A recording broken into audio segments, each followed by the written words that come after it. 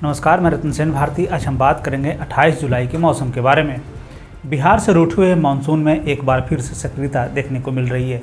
प्रदेश में अलग अलग स्थानों पर छिटपुट एवं हल्की बारिश होने से इसका प्रभाव खेती और किसानी पर पड़ने वाला है। साथ ही साथ प्रदेश में नमी युक्त पूर्वा हवा के कारण उमस और गर्मी जैसे हालात बने हुए हैं।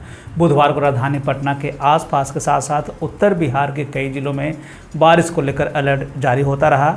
कई ऐसे स्थान हैं जहां पर बारिश जैसे हालात भी बने रहे। साथ ही साथ बारिश और वज्रपात को लेकर अलर्ट भी जारी किया गया। साथ ही साथ मौसम विभाग की तरफ से यह भी कहा गया है कि आने वाले दिनों में मानसून एक बार फिर से सक्रिय हो सकता है।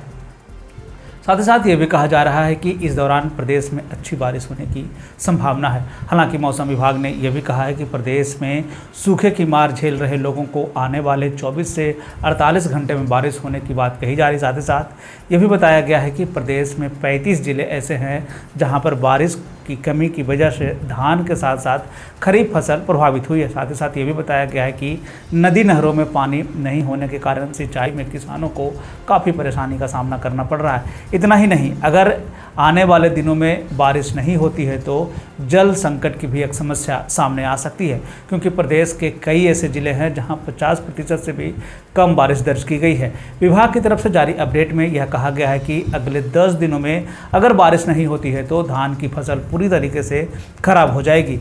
किसान को भारी नुकसान का सामना करना पड़ सकता है। गुरुवार को लेकर जारी अपडेट में बताया गया है कि राज्य के सभी भागों में एक या फिर 2 स्थानों पर मध्यम वज्रपात के साथ मेघ गर्जन होने की संभावना जताई गई। साथ ही साथ ये भी कहा गया है कि प्रदेश की उत्तरी भाग के 1 से 2 स्थानों पर भारी बारिश होने की संभावना है। साथ ही साथ प्रदेश में ऑरेंज अलर्ट भी जारी किया गया है। मौसम के बदलते हालात के बीच में आइए अब जान लेते हैं 28 जुलाई के तापमान का पूर्वानुमान। उत्तर पश्चिम बिहार के तहत आने वाले जिलों में पश्चिम चंपारण, सिवान, सारण, पूर्वी चंपारण, गोपालगंज में 28 जुलाई का अधिकतम तापमान 32 से 34 डिग्री तक रहने की बात कही गई है, जबकि इन्हीं जिलों का न्यूनतम तापमान 26 से 28 डिग्री तक रहने की बात कही गई है। अनेक स्थानों पर बारिश होने की पूरी संभावना है।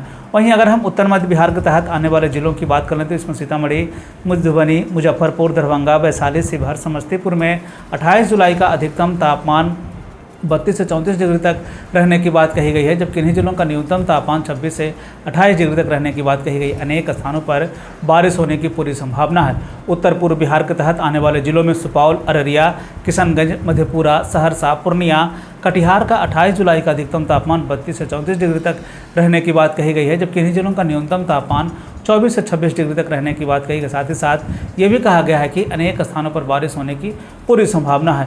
दक्षिण पश्चिम बिहार के तहत आने वाले जिलों में बक्सर, भोजपुर, रोहतास, भभुआ, औरंगाबाद, अरवल का 28 जुलाई का अधिकतम तापमान 32 से 34 डिग्री तक रहने की बात कही गई है, जबकि इन्हीं जिलों का न्यूनतम तापमान 24 से 26 डिग्री तक रहने की बात कही गई है।